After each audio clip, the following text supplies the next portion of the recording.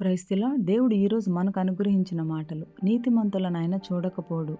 మనుషులకు ఏది ఎప్పుడు జరగాలో దేవుడు తన జ్ఞానం చొప్పున ముందుగానే నిర్ణయిస్తాడు. నీ జీవితంలో నీవు ఎదుర్కొంటున్న పరిస్థితులను బట్టి ఎప్పుడు నిరాశ చెందకు.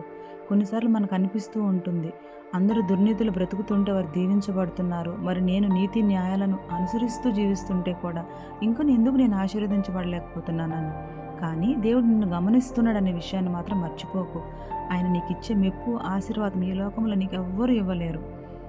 దేవునికి లోబడి దేవుని ఆజ్ఞానుసారంగా జీవించిన జకర్యా ఎలిజబెతుల జీవితంలో కూడా ఒక కొరత ఉంది.